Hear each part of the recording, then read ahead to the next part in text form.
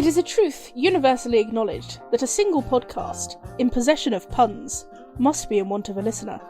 Welcome to Direcast. Here at Direcast, our group of usually 6, but this week 4, very accomplished young ladies play different RPGs, bringing you a new game and system every few weeks. This week we are playing a 2-player game called Dear Elizabeth, which was a winner of the 200-word RPG challenge a few years ago. It is an epistolary game, i.e. you play by writing letters as if you are characters in a Jane Austen novel.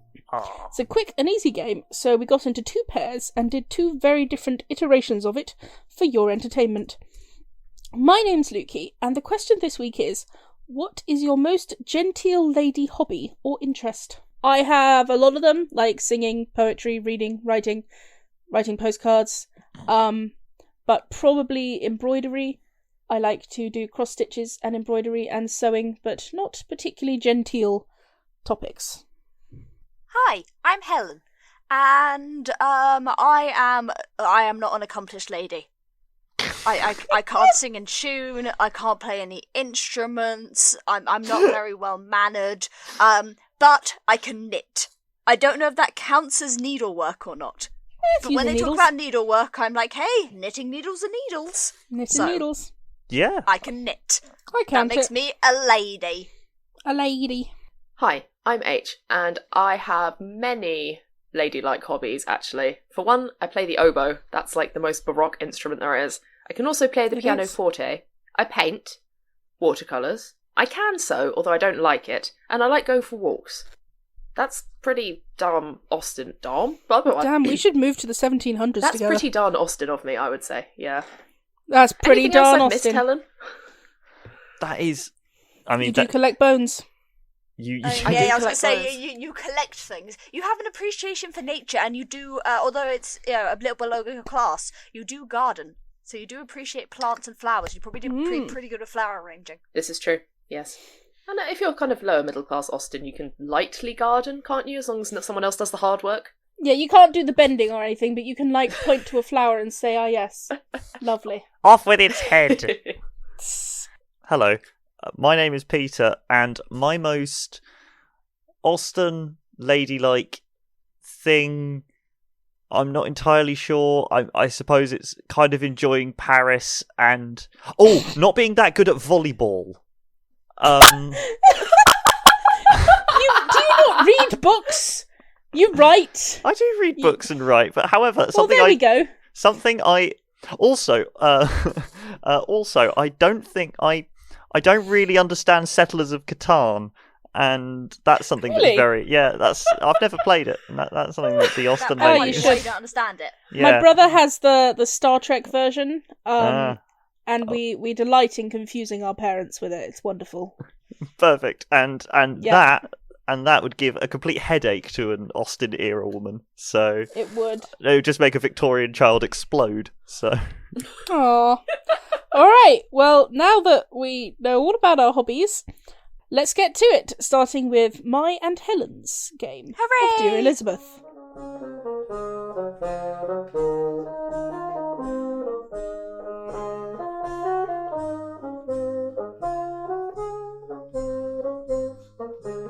We are playing a game called Dear Elizabeth, which is it's part of the 200-word RPG challenge competition thingy, and it was a winner in 2018. So this is an RPG in 200 words, and it is an RPG to be played between 2 people, where you are role-playing as heroines in Regency novels like Jane Austen or the Bronte sisters, and you are writing each other letters, 1 per season. Now, you're supposed to do this with a fountain pen or quill, but we're not in the same county, so we can't. We're gonna have to type 100 them. miles away, give or We're take. gonna have to type these and send them to each other. So I Well, apologise, also, I was just Jane thinking- Austen. As far as that, are we even going to type them, or are we just going to dictate our letters to each other? Because it is an audio medium. Yeah, well, what I'm thinking is we type them out, and then we send them to each other and read them. It's going to take a long time. It is. But you are meant to write it. I feel like that's an inherent part of the game, is that we're meant to write them down. This is true. We'll give ourselves like 5 minutes to write each letter, I guess. Okay. But the thing is, like, so one person writes a letter first and then the other sends back their reply. No, we both send at the same time. So we both send our spring one at the same time. Ah. And so then we'll reply to each other's spring letters in the summer ones. Ah, I see, I'm following now. So yeah, you're meant to play this game where you're in the same place. And you're writing these letters by hand. But we can't do that. So instead we're going to type them. We're going to send them to each other. And then just read them out at the end, I guess. Or we will just refuse to read them out and you can just listen to 20 minutes of us typing. That would be terrible audio. That was my concern with us typing them out, but also it is very much an epistolatory game. An epistolatory game, that was what it was. Which, readers, means letter writing. So then, to give us some structure, we have 8 prompts for something that will happen. And we've already randomly split them between us. So then we've each got 4, and you get 1 for each season. So we write a letter to each other each season. So I have proposal, courtship, scandal, and birth. And you have meeting, guest, death, and quarrel. Yes. So the first thing we do is we create our characters. So my character is called Lavinia Lancaster. My character is the Elizabeth of Dear Elizabeth. She is Elizabeth Bonnet. And she has 5 sisters called Joan, Louisa, Catty, and Maria. That's canon. It's short for Catherine. Yes. So where do you think we met? Well, I'm assuming that we met, well, of course, via a mutual acquaintance, because, of course. Kind of the options are we grew up together, or one of us was visiting near the other one and met through a mutual acquaintance, or we're like vaguely related, or we were both, in London or Bath for the season. Yeah, I was thinking more we were both in for the season, and then got introduced by a mutual acquaintance who is an old dowager or something. So I think Lavinia is kind of sickly, and so I think we met in Bath because Lavinia was sent there to take the waters. Ah, of course. This is a thing people used to do. They went to take the waters in Bath. People still sometimes do this. Yeah, it tastes gross. It's like, it's not nice. Very minerally, isn't it? Yeah. Which is why people thought it was good for you. Yeah, we were weird back in the day. This is the same time that people were eating, mushed up Egyptian mummy, so... Yeah, that was such a weird thing we did. Why would a 3,000-year-old dead person be good for you? We met in Bath at a mummy unwrapping. Again, a real thing people used to do.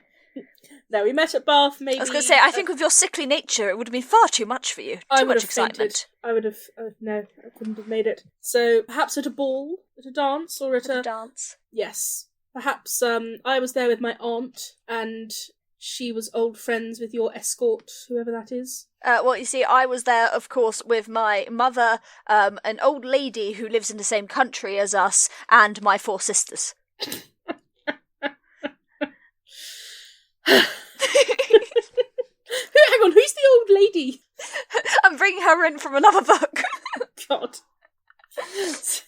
See, I'm doing Northanger Abbey. You're doing Pride and Prejudice. I'm doing Pride and Prejudice, and I was just bringing in a little bit of Sense and Sensibility, Oh, of course. Here's Mrs. Jennings. Mrs. Jennings. Oh, Sense and Sensibility is wild. It is. So yes, so my aunt Tabitha was old friends with your mother somehow. Maybe they grew up together. Yeah, that's nice. So Mrs. Bonnet and Aunt Tabitha were friends. And we were of an age, so we became friends, and we spent the summer in the ballrooms together. We had a great time exploring Bath. We had a wonderful time. We danced with some very handsome fellows, and we read lots of lovely books. And we always stood up together. We made a pact that we would always stand up together. Yes, always together. So now, I think, this year, Lavinia is still in ill health, so she's visiting her other aunt down in Cornwall to take in the sea air. So... she'll be writing from there. And where are you writing from? Well, it depends on the season. If it's, in autumn and winter, she'll be writing from London, of course. Mm-hmm. And the rest of the time she'll be writing from Hertfordshire. Ah, very nice. Yes, out in the country, in the family estate. She's a bit more wild. She likes to go for long walks and take the air and really likes horse riding. Yes, well, I think for spring, at least, I'm in Cornwall. Perhaps I'll go back to... Ooh, where's she from? Probably Hampshire. Yeah, she's from Hampshire originally, so I'll be going back to Hampshire in the summer when it's warmer. Yes. So then we both need to pick our personalities: a virtue, a vice, and a hope. So what do you think Elizabeth's personality is like? I think she's quite spirited, a little bit naive. Mm-hmm. I think her virtue is her honesty. Her vice is her honesty. Yes. What's her hope? Her hope is that she will get married to a rich man. Nice. And live near her friends. So she has 4 sisters, however many 4 sisters. sisters. And an overbearing mother, may I assume? A very overbearing mother who's very dramatic, and nothing is ever her fault, but everything is always wrong. Love it. I think Lavinia Lancaster is, we know she's sickly and frail, but she's sort of sickly and frail in that, like, romantic way, where you're strangely beautiful all the time while you're sickly and frail, you know? Because that was the only possible way it would be acceptable. I'm making fun of many a book. What you mean? Did you get a fever when you went for a walk? Did you Yes. catch a chill? I nearly died because I sat on a bench outside. I know, scandalous. I think her virtue is that she's loyal, and her vice is she's naive and too trusting, and her hope is... I feel like she probably has a bit of a, like, overly worried mother, a bit like Emma Woodhouse's father in Emma. So I think she's an only child, and her parents are quite wealthy, and her hope is to sort of become independent in some way, and to sort of overcome this sickly phase of her life. Yes. I want to clarify, part of the reason why Elizabeth wants to marry a rich guy is to get away from her family. Yes. So with that words, we're going to start writing our letters. Do we want to, like, carry on recording while we're writing? Should we pause? Should we pause? Yeah, so what we do, should we just keep writing and swapping until we're done, and then record us reading them out loud and talking about them, maybe? This is a good idea.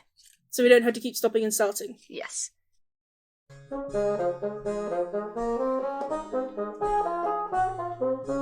Okay, so we're back.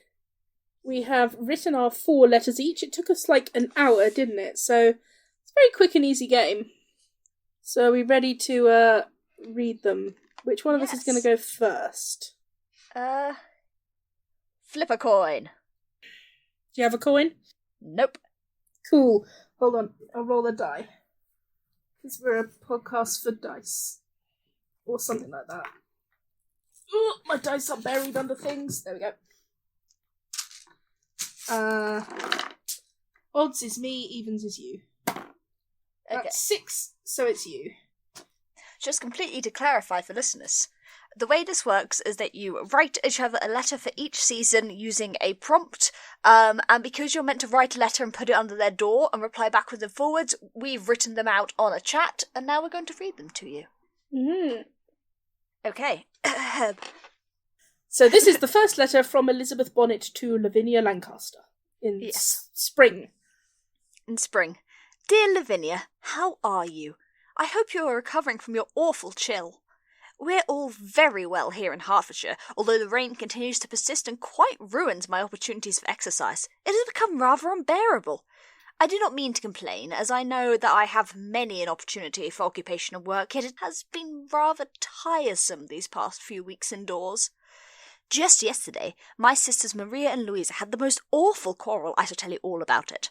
Maria had been practising on the instrument, as she is wont to do, when Louisa stormed in with the most dreadful expression. She declared that her new bonnet had been quite spoilt while she had been in the process of improving it. Of course, this is her 3rd bonnet this month, but Mother will not heed my father's wishes for prudence. Anyway, I digress. Maria claimed that she had no part in any bonnet improvements, but Louisa continued to insist that it had to have been her on account of the unevenness of the new stitches. Maria was rather offended, and some heated words were passed until my dearest sister Joan asked our sister Katie if she knew anything of this occurrence, for Katie had been unusually quiet. At this point, it all came out. It was Katie who had been experimenting with the bonnet, as she had heard of a new style to turn her hand to. Maria is still not speaking with Louisa over this.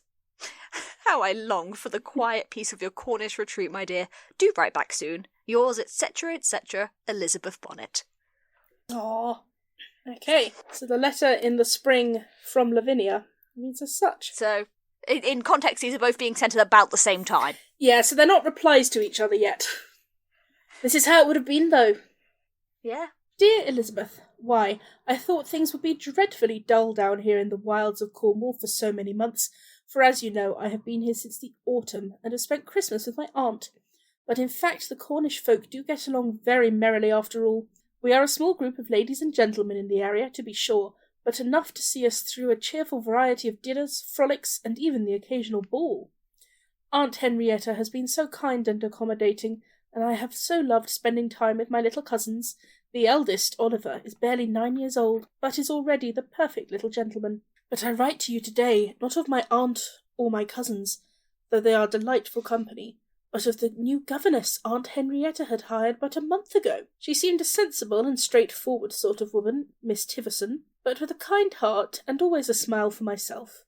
I had even walked out on the cliffs with her once or twice, when the weather was fine, and found her to be most agreeable company. But it seems she had charms far beyond what she showed to us, because not 1 week after her arrival she had already caught an admirer, in the form of the vicar, Mr. Rothford, and we found that he was calling upon us almost every day, just to spend a moment or two with her. Well, yesterday he called, and it was only myself and Miss Tivison at home, Aunt Henrietta having gone to call upon her mother-in-law, and he requested the pleasure of Miss Tivison's company for a walk round the gardens. I went back to my reading, content to be inside, for it was a blustery day, and caught from the corner of my eye out the window the good Reverend going to one knee before the governess, and asking for her hand, and then she, without hesitation, accepted. It has been quite the talk among us all, for it was such a whirlwind romance, but I cannot deny that I am happy for the two of them. I will of course stay for the wedding, but I am hoping to return to Hampshire soon, to my mother and father, as I do so miss them. Do write soon, my dear Elizabeth, for I miss you so as well. With love, Lavinia Lancaster. Aww. So I'm actually just going to guess, was that the proposal prompt? I had proposal, yes, and you had quarrel. Is that right? Yeah. That was right. Should we say what the prompt was before, or should we continue to guess them afterwards? I think we should guess them afterwards, it's nice. Alright, so. Okay, summer. Dear Lavinia, I was so delighted to receive your last letter. I am most gratified to hear that you are keeping yourself so merry. More merry than I am, certainly. I ought to have come with you for the summer so that we could stand up together at the balls, as we used to do. And what a story! A whirlwind romance indeed. I am glad that they are properly settled, for it seemed for a moment there would be quite a scandal there. I have recently learned of a similar event, although one with a far less fortunate ending. Our driver, Mr. Green, has been recently dismissed due to a rather unsettling rumour around his conduct. He had recently been married to a very pretty little thing, who was to be employed as a maid in the Ketterings' home at Morley Hall. The whole affair had been rather odd, as he came to my father for permission, but none could see at first from whence she had come. It was soon discovered she was of a small fortune through good luck and some family business. Now for the real excitement, I do hope you are sitting down. Young Mrs. Green was found dead Tuesday morning. The doctor could only conclude she had taken a turn at the top of the stairs and had a terrible fall. But it is all rather queer, for look who stands to gain the entire fortune. With such suspicion, father could not possibly keep Mr. Green on as a driver, so we are awaiting a replacement before I can go to visit my friends at Morley Hall. I shall of course keep you updated on any further developments in this situation. With love and fondness, yours, etc., Elizabeth Bonnet. Death, scandal, murder? Who can say? It was death. It was death. My letter. Dear Elizabeth, oh, what a lark about that business with the bonnet. It gave myself and my Aunt Henrietta reason for laughter, though she says she and her sisters were just the same, and now they are the best of friends, so perhaps Maria and Louisa will reconcile soon. I have returned from Cornwall now, but the next time I travel there you must come to visit, as I am sure you would love to walk along the wind-blown cliffs and watch the vibrant sea as it batters against the rocks. It is a country of stories and mysteries, my beloved Cornwall. But now I am back in Hampshire, and Mamma is once again fluttering around me like a mother hen. I know that she means well, but sometimes I think it is her worry itself that keeps me in such ill health. No, that is not fair. I know there is nothing she would love so much as to see me well and happy. And I am happy, Elizabeth. The summer is proving busy with dancings and outings and new acquaintance. The Wirrells have let their cottage to a couple from London who have come here for the cleaner air, Mr. and Mrs. Hurley.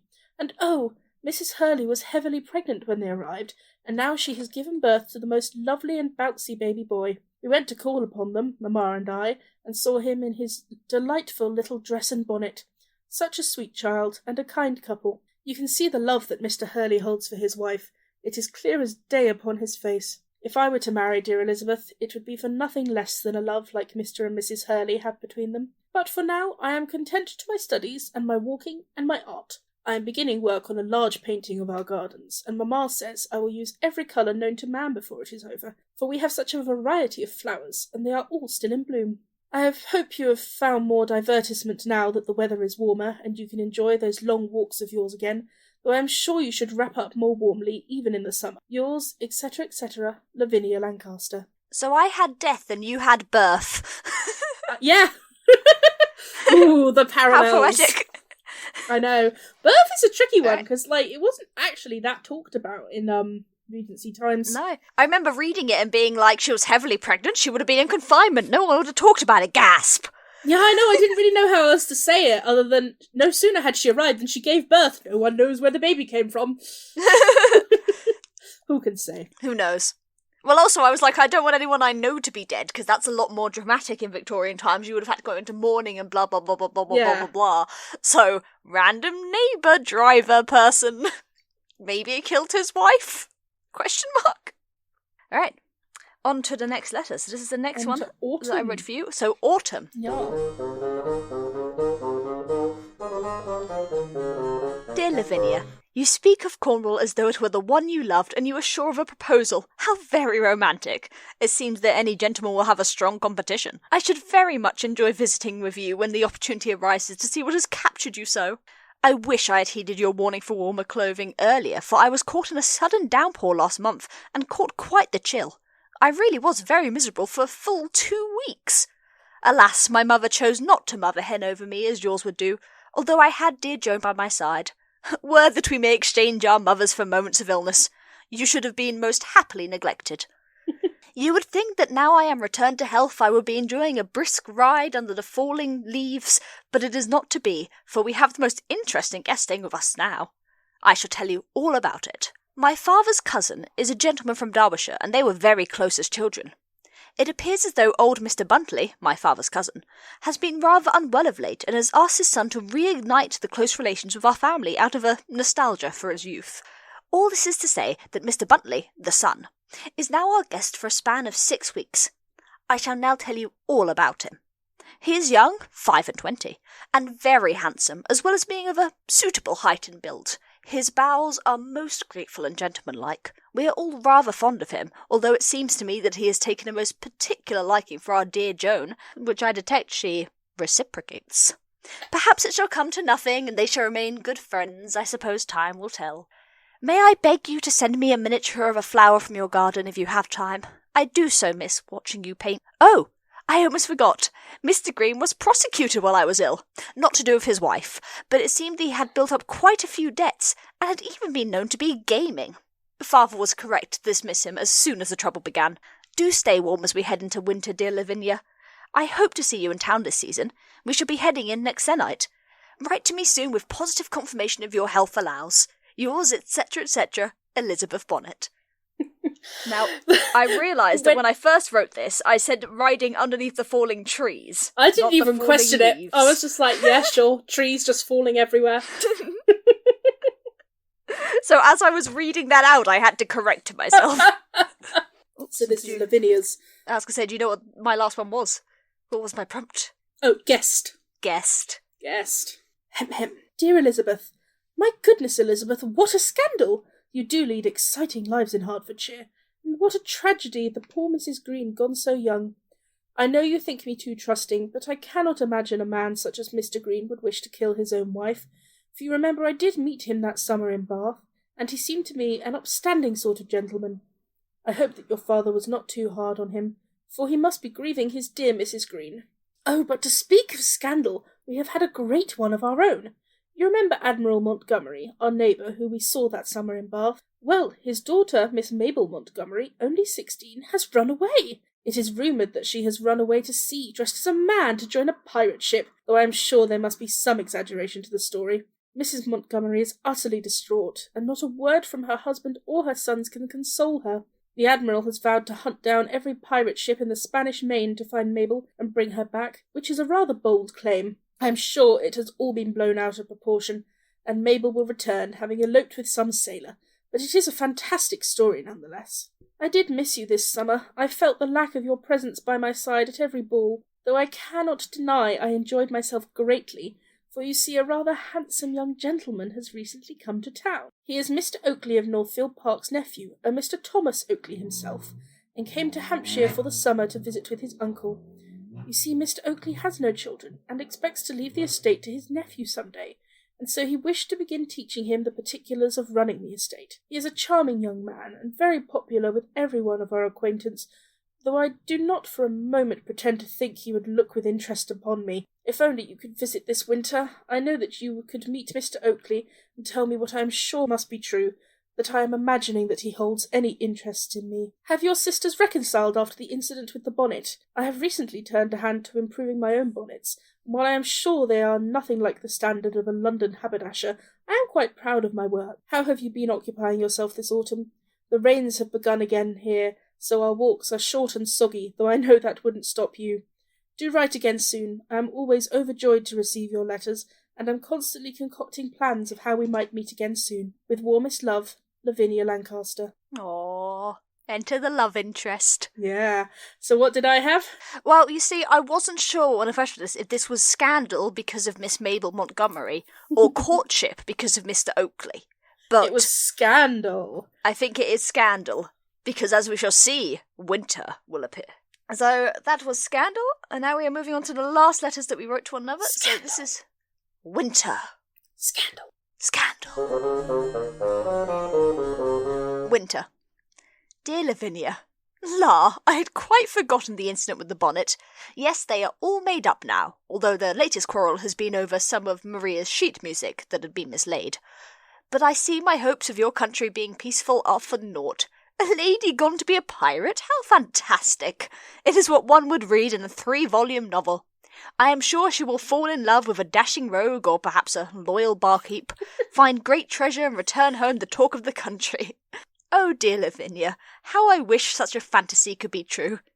In my version, the heart of the loyal barkeep, or perhaps the dashing rogue, would be won by a beautiful merfolk so that all would have a happy ending. But enough of this. Tell me more of this Mr. Oakley. If only you were with me in town so I could get a thorough description. Is he handsome? Tall? I wish to know all, for I do not doubt that if he is a gentleman of any taste, then he must be very interested in you, for you are more beautiful than you are modest. I wait impatiently for a reply and your good news. I have had a less pleasant meeting. Our guest Mr. Buntley parted from us when we headed to town, but we were fortunate to see him again at his residences here, and he has accompanied us on many a ball. He stands up almost exclusively with my sister Joan, and my mother is excited for her prospects. While dear Joan was looking so lovely in her dancing, I had the misfortune to be coupled with Mr. Buntley's good friend, Mr. Larcy. I have never met such a proud, conceited man.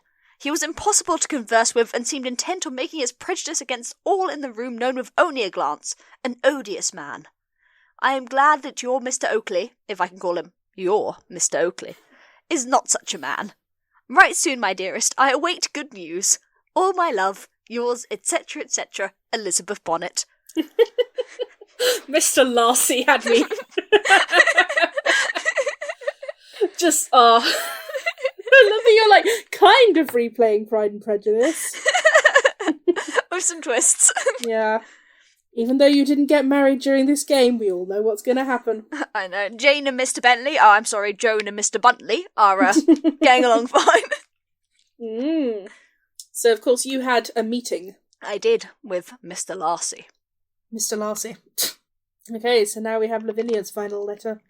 Dear Elizabeth, I enclose, as requested, a miniature of a flower, a bluebell, of course, for I remember that you had a particular liking for those.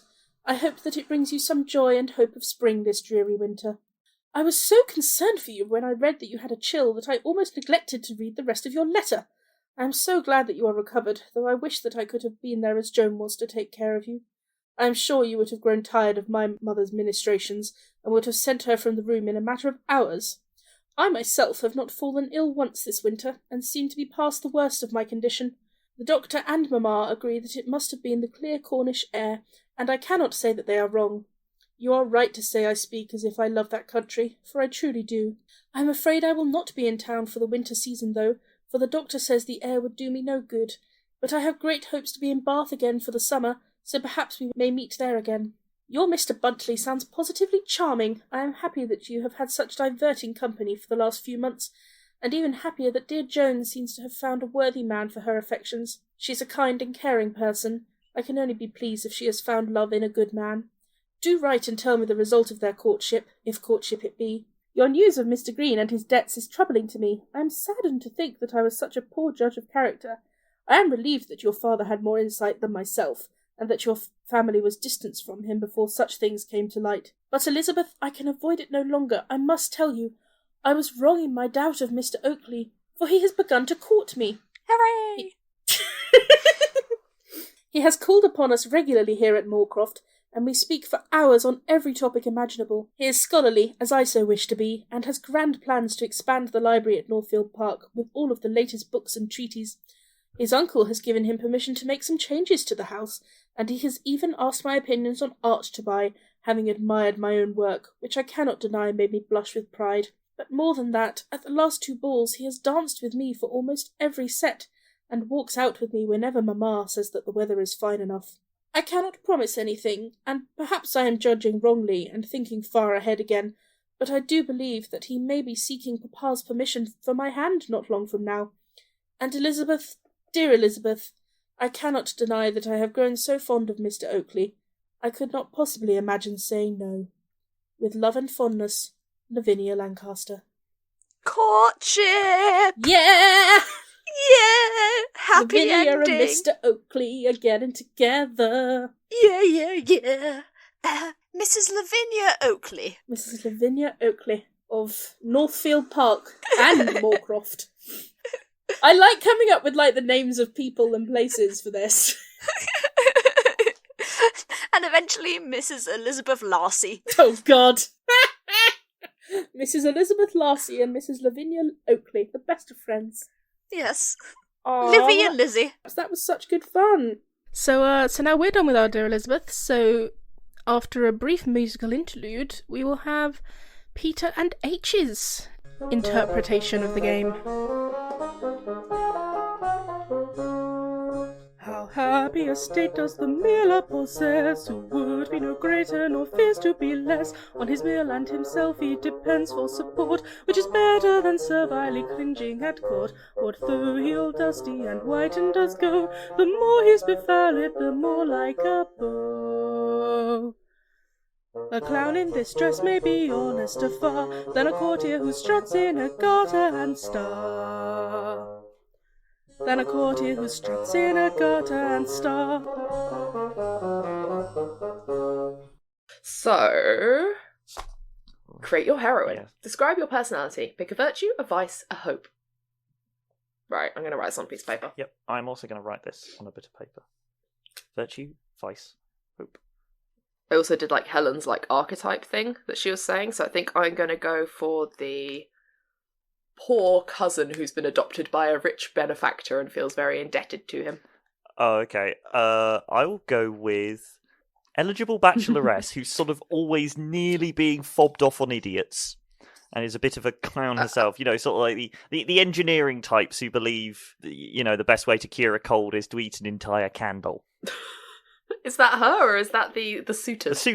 The suitors are all Okay. the suitors are all just idiots. People sort of on the the verges of science. The kind of day where you could say, if you're poor, kiss the king and you'll be better. Oh no. Okay. Yeah. All right then. So, what's your virtue? My virtue. What are you good at, I guess? Oh, Or what is your accomplishment? Have you got fair features, or are you very skilled at the pianoforte? Or are you unusually well read for a woman? I'm going to take your suggestion because unusually well read, I think, is a great idea. Just Okay. just the idea, like somebody comes up to her with like a steam powered kettle, and she's just like, they're already steam powered. Yeah, they are. Anyway, Anyway, what shall your virtue be? I think my virtue shall be that I am. Oh God. Yes, I'm going to be gifted at the pianoforte. One of my own suggestions as well, because I don't really know. The greatest invention since the piano 39. Pianoforte? Piante, I just wrote. Piante. That sounds like a type of ice cream. I was going to say a wine. I would just have a little crisp glass of Piante. Is it God, the tuned? cat. Of course. C sharp, I like. It's a good vintage, the C sharp. Good, at 8. Cool. Vices. The one I've written down,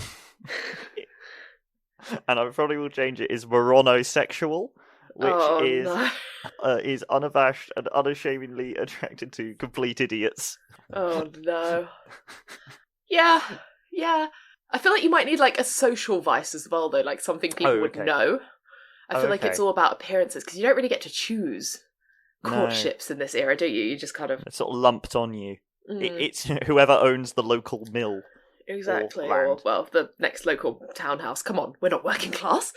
No. So my vice would probably be I'm immeasurably poor and reliant upon a rich uncle for any form of dowry. Oh, okay. That sort of thing. It's more the vice. That's more the theme I was getting, but I'm sure we do have personal vices too. I quite like that. I might write down like a personal, like characteristic vice, because that's way more fun. Laughs like a hyena. Oh yes. You're going to have to follow through with that, though. Oh, right. Well, warm up the lungs. Oh, God, I'm going to turn you down a bit. Oh, dear. Okay, so my vice is going to be immeasurably poor. Cool. So poor you can't actually count the pennies anymore, they're just too small. Reliant on rich uncle brackets, and then what should Threepenny dust. It's just, where's the magnifying glass, my good fellow? And then I guess I have a personal vice is... Oh, what's my personal vice? Right now I'm poor and I play the piano. And I'm probably a sad orphan. Maybe I'm very bitter or something, or very... Plenty of allergies. Immeasurable number of random allergies. Oh my god, yes. I'm just going to have to... No, I can't sneeze on cue. I'll just talk like I this. don't need... Well, you'll be writing letters. This is very true. You don't need to... What would they call it in those days? It would be like... Poor constitution. You have the vapours. Forever getting the ailments. A summer cold is permanently with her. Okay, cool. And then what's your hope? Marry a moron with money and a good library. Wants to marry a monetised moron. Fair enough. Marry a moneyed moron, not a monetised moron. Don't monetise your moron. Oh god, what can my hope be? To live somewhere where she can wear a helmet. Someone to invent cetirizine hydrochloride. Oh, okay, so I said she's like really poor, so it probably will just be to have her own money to have a piano or something boring like that. I don't know, like just escape her grumpy uncle to whom she's indebted. Oh, that'll do. Escape grumpy uncle. Grumple. And grumpy family / immeasurable number of sisters.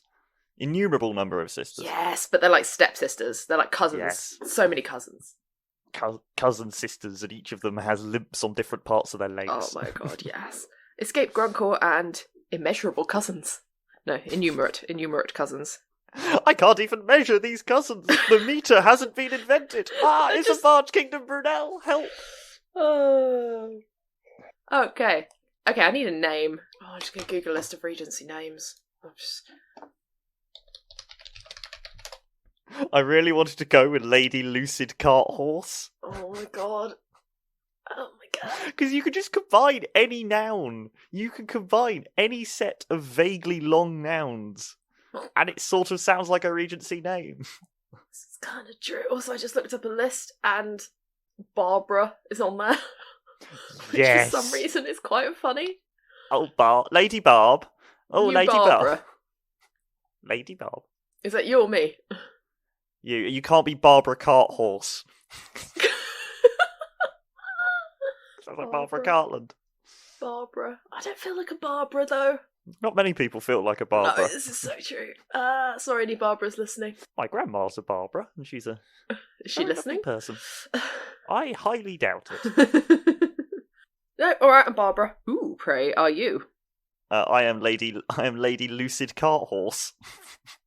All right. I am Lady Lucid Cart Horse. So you're a lady, so you have money and land. Yes, my father was big in the chocolate business. He used it to grease horses.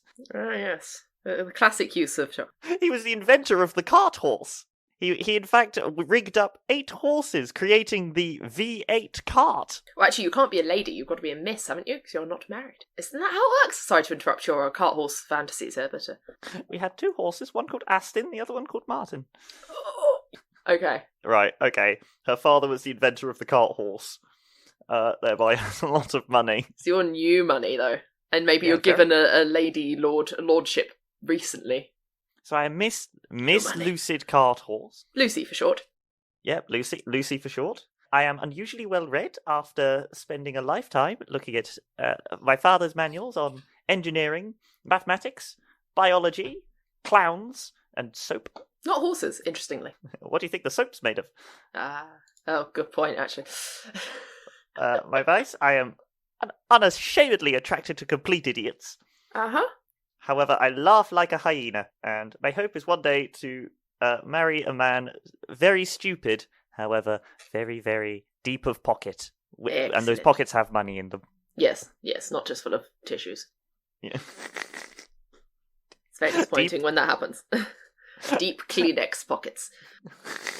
What else do we need? Oh, how did we... Oh, describe your family. What does father do? Well, you know what father does for you. Oh, My papa passed away. It's terribly sad. I think my uncle is a rich landowner. With many children. Many children. And what are the fancy houses? What's some? I want to like parody Manors? a house name. Yeah, no, not Manors. Oh, sorry. But it's like Pemberley or whatever, so we can call it Wembley. Oh my god.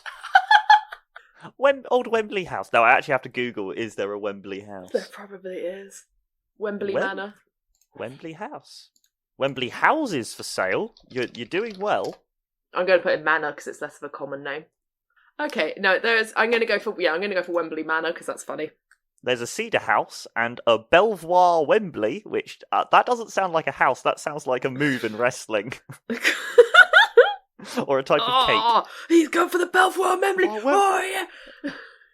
Okay, so I live at Wembley Manor with the dearest uncle, who is filthy rich and has many, many cousins. Many cousins, many children who are my cousins. And all daughters. What else are we meant to do? This is hard. There's what does father do and what is mother like? Which is interesting. Yes. I think for the house, I'm going to go with Silverstone House, which is mainly just stables. Father is a quiet man who has invented the wrench. He's also invented the wrench, but unfortunately, yet he has not invented the bolt. Alas. So he is a wrench and cart horse magnate. I feel like there's a pun in there somewhere to combine them, but it's not coming to me very fast. So I do not want to combine a wrench and a cart horse. You sure? Okay. Yeah. What is Mama like? Mama is a loud woman who likes croquet, fine wines, and is a person about town. They like they know everybody, talk to everybody, whether they want to be talked to or not. Okay. She has the nicer version of the hyena laughing, sort of like a kookaburra in heat. That's a description I can't wash my ears out of. What is your mother like, dear Barbara? Quite corpse-like at the moment, unfortunately, I do believe. But my auntie is a quiet, mousy woman, probably after having 16 children, and is ails in bed most of the time, reading the modern invention of the novel, and taking tea regularly. We don't see much of her. There's just too many daughters about, and she kind of gets lost even when she does appear. She lies in bed being whimsical. She's... Pretty much. I get up today and I will be whimsical. Her name is Winifred Whimsical, whatever our surname is. Wembley, That's quite apparently. a long one, but... Okay, how did you meet? Describe a special moment you share. Why did you part? How on earth did we meet? I imagine at a function that my dear mama lobbed across the way. So a sort of a sort of meeting at the Silverstone house, where we show off wonderful things like the new non-automated saddle, and there's lots of horses round, so you get to go on a horse if you wanted. If you come down to the horse, no, sorry, stables, not just come down to the horse. Come down to the horse, my good fellow. Yes, I mean, we were a little bit surprised to be associating with such common and working class focus to be dealing with horses themselves, but I suppose you have got a rather fine manor. You've bought one of the largest in the area, and Yes. do have quite a fine lot of money. It's very fine, that money. So me and my 16 cousins all trooped down in our finest pastel-coloured frocks and lurked about, and I was made to possibly play the pianoforte for you. Yes, we just had it. It's brand new. Just had it installed. You took the cover off it, and unwrapped the cellophane. Yes, it was very exciting, and I got quite jealous of your pianoforte, which you do not even play, for you spend much time in the library reading books. Yes, I was much surprised at your ability to play the piano, because I cannot play the piano, but I've read a lot about pianos, so I know what each bit of it does. However, I am an. And on that premise, we struck up a fine conversation and became fast friends. fast friends, and I invited you down to watch Father changing the gears on a horse. It was a little bit shocking, and I must admit I'd never been presented with such a sight in all my years, but yeah. As long as I don't tell Mama, for she may, well, Auntie, because she may pass away at this thought of horse gear change. But, yes. We can ride around the manor in the local area, and the such, and generally talk of such things as of which of the men in the local area do you think has not had an education, and yet is deep of pocket. Yes. Excellent. All right. So I don't think we did part necessarily, but maybe one of us had to go up to London for the season or whatever. That's the thing that happens today in Austin. I don't know which season it is necessarily. I think it is just for the season. It's just like for these 3 months, I'm going to spend it in sunny Somerset, generally being whimsical and looking at trees and wishing something naughty about bodices, and then it's just like, right, well, I'm going to go off to the city now. I think when it takes you about 2 weeks to get there, you don't just pop over for a weekend, you would stay for a season. So yeah. No, when a day's riding only gets you to Kent. Exactly. Exactly. Well, it's a lot bigger here. Yes, so I'm possibly in London for the season with some of my elder cousins, and I'll write to you from there. Wonderful. So we have to.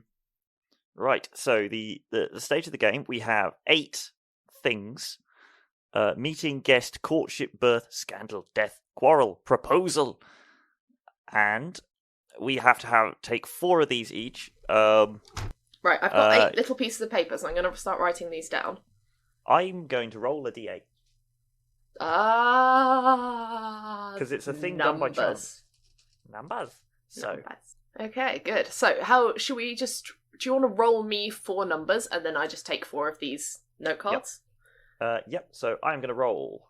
I have rolled a 4. 1, 2, 3, 4. Birth. A 7. Oh, not another cousin. Okay. A 7. Quarrel. A 3. 3 is courtship. Ooh. And an 8. Proposal. All right, then you take the remaining 4, I guess. Which are meeting, guest, scandal, and death. Oh, you got some good ones there. Okay, so now how do we actually play? We need to just write letters. Yeah, let's write letters. Right, who wants to go first? Would you like to go first? Or should I? Oh, I will go. I feel like yours will be more surreal. Strange that. Yep. I wonder what precedent I could possibly be working on there. No clue. What scandal is this? Sorry. Dearest Lucid, may I call you Lucy? My uncle presumed I spoke in jest of your siblings' fanciful names, although I know I'm most fond of them. My own cousins, Jane, Mary, Lizzie, etc., are very dull of character. They thought your names were rather amusing. I, however, think they are quite wonderful. I'm getting quite off track. My second eldest cousin, Bethany, married the vicar last spring and has recently had a son. I must say I found the child quite repellent. I couldn't soothe it with my playing of the gentle lullabies on my pianoforte or even dance tunes. He simply wailed and created some dreadful odours. However, the vicar, Bobothy, does have a rather pleasant brother, younger, I do believe, who is a lawyer in London, where, as you know, we are spending the season. Ah, I hear a knocking. I think we are to head out in the carriage. How tedious. The London ladies wear such strange fashions, and I always feel so drab in my hand-me-downs. Not a problem you have, I'm sure. I hope they don't bring the baby. Do let me know how you're getting on, back in the home counties. Best, your dearest Barbara. Perfect. Perfect. I couldn't read half my own writing. I was trying to make up what I think I'd said. My dearest Barbara, much news from Silverstone. We have had a great gala to celebrate Easter. We had daffodils and other such great decorations. Mama invited everyone in a 30-mile radius and sent more letters to such foreign climes as Ditch by Norton and Newbury. I was having a lovely time staring at a piano wistfully, thinking of you. Mother put me on a corner after I laughed, which startled a horse into bolting, which upset the vol au vents. A man approached me, brooding, trying to eat a pastry. He asked if I played the piano, and I said no. He said he could, and then opened the lid and started plucking at it daintily. I fell deeply in love at that moment. Sorry, please carry on. His name is Orchard Bickering, and he is at Oxford, studying law. He thinks the sky is green and uses a spoon backhand. What is with you, dear? I am much afraid of your situation in marriage. How is your aunt? Your dearest friend, Lucid Cartwright. That was amazing. Okay, so take 2. So now we're in the summer season. I had a genuine moment of, how did H decide that? How did you just decide that? Summer? After spring? Groundbreaking. I like the way we've both got lawyers as perspective. We couldn't think of any other professions, could we? Oh no, he's studying law. He wants to know how all the squiggles on the page work. It's great. Great. Okay, I'm looking forward to it. So should we do 10 minutes now? Yeah, 10 minutes. Alright, good luck. Right, so I'm opening the letter. Do you want to go first this time? Yes. Go for it. Dear my dearest, dear Barbara. Many call me Lucy, especially the new lodger, Aching Pemberley. He is a friend of father's, and claims he can hold his breath for a minute and a half, and he eats moss. He stays in the stables, and does not approve of dear Orchard. Orchard, I have found, is a sweet man. I have taught him many things, like what a parsnip is, and how to get onto a horse in one swift motion. He is most muscular, as his father weighs down his quilts with bricks.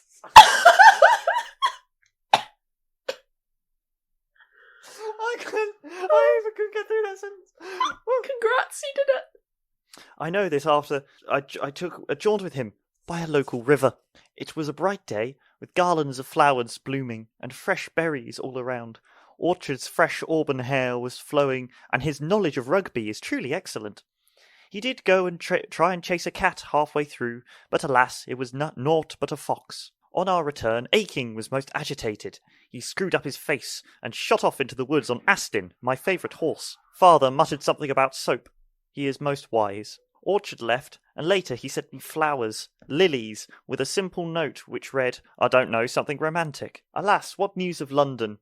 Dear Benidorm, this lawyer, does he smell sweet? Does he longingly stare into the distance? Is he fabulously rich and knows of root vegetables? Your forever friend, Lucid Cart Horse. Is he fabulous? What did you think he was called? I know he's called Benethy, but I wrote down Benidorm. Oh no, is he fabulously rich and does he know of root vegetables? Oh my god. That's as close to a Regency innuendo as we get, I think. Yeah. Is that like how you ask if someone's gay? Anyway, does he know of root veg? Okay, cool. It's actually his brother that's called Benidorm, so it's altogether wrong. I didn't give him a name. Doth he know of the potato? Ooh. Ooh, well, I think he's more of a carrot man, actually. Now, what does that mean? My dearest Lucy, I was so pleased to get your letter. London gets lonely, even surrounded by my dear cousins. My aunt, due to her ill health and need for rest, has reclined in, resided back in the country with Uncle. We're staying with Uncle's sister, who thankfully leaves us to do as we wish, so long as it's proper, of course. And it really has been very proper too, what with Bethany and her vicar and the baby. Boring. I am so jealous to hear of your parties. Do tell, what was in the vol au vents? I do say Mr. Bickering sounds quite your type. Have you spoken with him since? Mr. Lawson, the vicar's brother who I mentioned, has made excuses to come and see his new baby cousin quite a few times, and we mostly ended up avoiding the stinking creature to reminisce of the countryside. It has been most tolerable. It seems the time to be in London all summer. The Thames smells nearly as bad as the baby, but I do like the liveliness of the city. Does your Mr. Bickering have deep pockets? Mr. Lawson doesn't as of yet, but he has inherited his grandfather's pianoforte, so I couldn't give two figs. I'm sure it isn't as nice as your one, however. I do miss it. I also am missing you dearly, and I'll keep Mr. Bickering in my hopes for you. If his family could send such a man to Oxford, then there is hope indeed for his coffers. I shall cross my fingers for you, as I try to wind myself into accessing Mr. Lawson's pianoforte, I mean his heart. Yours dearly, Barbara. Wonderful. I like the cross letters because it means we're just asking questions that have already been answered. All right. And then we do round 3 of letters. I've got bad news, because my last two are scandal and death. Oh my god. Okay, mine are. I think that was courtship because I don't really know what else that was. And so I've got quarrel and proposal. Ooh. All right, shall I go first this time? Yep. All right, and then see what you haven't replied to in my message. I think these are going to cross beautifully because I know you've got tragedy coming up. So. My dearest Lucy, what a fascinating time you've been having. Does your fascinating moss-eating lodger, Mr. Pemberley, have feelings for you? I wouldn't discount this strange man yet. I can't help but notice how little you have written of your feelings towards Mr. Bickering of late, although his to you are most clear. Be cautious not to educate him too thoroughly, my dear, on root vegetables or otherwise, or his charming ignorance may begin to lose its lustre. Hopefully this is simply me being gloomy. You see, myself and Mr. Lawson, now a lawyer, have had a little quarrel. I won't bore you with the details, but it seems he prefers, let's be metaphorical, carrots, whereas I favour cabbages. I'm sure you, as a well-read woman, will know exactly what I mean, and I need not explain further. Although, even as I write this, I realise that this is the opposite of a problem, because a dinner plate, like a family, contain a mixture of fresh produce, and that's perfectly fine. In fact, it is surely better for your constitution. I've been a fool, my dearest Lucid. I must speak to him before we leave London. We need not like each other's vegetables. He has a piano, and I'm simply incredibly charming. Please keep me updated of your situation too, dear Lucy. I apologise for my lengthy metaphors and unsolicited advice. Mr. Bickering is perfect for you, and I wish you so much happiness. Yours, ever so fondly, Barbara. That was wonderful. That was glorious. Thank you. I took inspiration from your parsnips. I had a good time writing that. Okay, excellent. Let's hear yours. This is interesting. I wonder what happens. Dear, dearest Barbara. Terrible, tantalising and frightening news. Silverstone Manor has been beset with rumour, foul deeds and men. Sorry, carry on. I have continued to visit Mr. Bickering, and it turns out he is very rich as his father invented the words verbosity and clown, which, since the adjective fights, have come into great use. To answer your question, he is not allowed pockets due to him constantly collecting stones which pull down his breeches, which explains his muscular thighs. Alas, Mr. Pemberley appears to have fallen for me. He professed his love in the atrium, the second most scandalous entryway. That's what she said. Yep. He then told me how he had sent those lilies. He is sweet, if horrendously ugly. He says I am sprightly, beautiful, and my laugh cures his headaches. Orchard has not taken this news well. He overheard and assumed we were meeting to be nefarious. He tried chasing Mr. Pemberley with a croquet mallet, but alas, his trousers were too heavy. To duel for my honour, he will fight in a manner besetting his stature. They duel in a month. But I fear Mr. Pemberley will choose something he bears the upper hand in, like fencing or arithmetic. But you spicy lady... Thank you. This Lawson sounds excellent. Is he pure of heart and wide of breeches? For you, I wish someone whose pockets aren't filled with pebbles. He must be an Oxford man, or throw him in the Thames. Your dearest friend, Lucid Cart Horse. Perfect. All right, final season, the conclusion. I'm quite excited. Let's see what happens. All right, this one's slightly shorter for me. I found this quite hard to write. I went mad. Excellent, can't wait. Wait, you first or I first this time? You were first last time, okay. So I'll be first. Oh god, this is going to be interesting. I won't be replying to your letter at all. To my dearest, dear-like Barbara. Good news, Mr. Pemberley has succumbed to hubris. He was a most violent man, but not as strong as my wood-headed Orchard. He chose a test of lungs, submerging themselves in a river. Little did he know that my dear Orchard can hold his breath for up to 2 minutes. They visited the icy river, and I was worried for Orchard, but he dutifully broke the ice with his head and then glowered. Then, horror, I remembered. Orchard's rock-collecting habit. If he was submerged, he might never be able to resurface. Sorry, I should mute myself. Go. And I could... No, don't. And I could never hear him claim France is the same as Portugal or the gulls are fish. So, to make it fair, I said they must submerge themselves trouserless to prevent foul play. Which was good, for in the pockets of Dear Orchards I found he had a salt cellar full of grit. They debreached themselves and lathered themselves in goose fat. Submerged, I waited with bated breath like a man fisherman. Then Mr. Pemberley re-emerged through the ice, gasping for air. My orchard had won! He rose from the ice, lighter and cold, but oh so muscular. Pemberley, so it says, called for a rematch. He then stepped out onto the ice and was run over by one of Father's new sleighs. They say he didn't see the horses coming, and they didn't really had any means to brake. Mr. Pickering and I will be married in the summer. I talk slowly to his father, and he seems to agree with this match. I am most beset with your situation. Mr. Lawson sounded so fabulous. I hope you can come to an agreement, as other carrot lovers are indeed hard to find, and to rob the world of your piano playing is most egregious. Maybe you could become his personal musician, or personal bottle of charm. Your loving friend, Lucid Cartwright. Delightful. I am sitting here with bated breath. Excellent. Just like a fisherman. That was excellent. My sweetest Lucy, your letters bring me such excitement, but this one has filled me with equal parts dread. Your dearest Mr. Pickering, your new lodger. What will your parents say? When you write back, I'm sure the duel will have been done, but I do wish I could have been by your side to cheer on your muscular hero against his moss-eating nemesis. People claim London is full of excitement and fun, but truly they have never met country folk. I am so impatient to hear your news I can hardly bear to write of my own, however I'm about to. Myself and Mr. Lawson quite resolved our quarrel. We utilised the wailings of Bobothy Jr. to gain some privacy, and I suggested, most boldly, buoyed up on tales of your exploits, that he propose. He agreed, as my uncle surely has many legal issues he needs help with, being such a bitter man, and I am so charming and highly musical, as you know. So, we shall both gain our independence from meddling families. Lucy, I am to be free of my tiresome cousins and bitter uncle. I shall be happy on a young lawyer's wage. I care very little, as the pianoforte is quite fine and very well in tune. Mr. Lawson and I are quite on the same page about vegetables, and I do think our marriage shall be quiet and quite odourless. This shall suit me very well. I hope to see you at our spring wedding when this cold season is over, and possibly meet Mr. Orchard. Even to me he sounds quite unique. I pray the duel was simply masculine pomp, and all was very well. I hope to see you soon. My fondest wishes, Barbara. Yay! What a happy ending! Yay, everything went fine. That was delightful. That was actually really fun. Oh, I enjoyed that.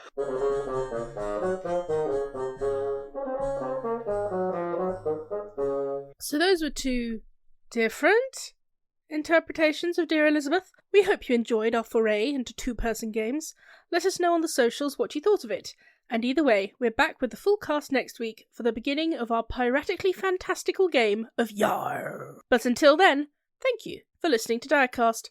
If you'd like to keep up to date with episodes and announcements, you can follow us on Twitter and Facebook at Direcast, and on Instagram at DirecastPod, and subscribe to us on your favourite podcatcher. And hey, if you enjoyed listening to us, maybe consider giving us a rating or review, or sharing us with a friend. We really love that. Direcast is Lukey Slynn, Matt George Lovett, Jacob Bohr, Helen, Peter Wellman, and H. Folkmans. Our logo and banner art are by H. Folkmans. The Direcast theme was composed and performed by Matt George Lovett, and this episode's theme was The Miller of Mansfield by Thomas Arne, performed by Alice Braithwaite on bassoon and Lukey Slynn on vocals. Alice Braithwaite is a freelance musician available for all your bassooning needs and can be found on Twitter at Alice Bassoon. This episode was edited by Lukey Slynn. This week we were playing Dear Elizabeth by Will C., which was a winner of the 200-word RPG challenge in 2018, information for which can be found in the episode notes. And at least for this week, that's how the die are cast.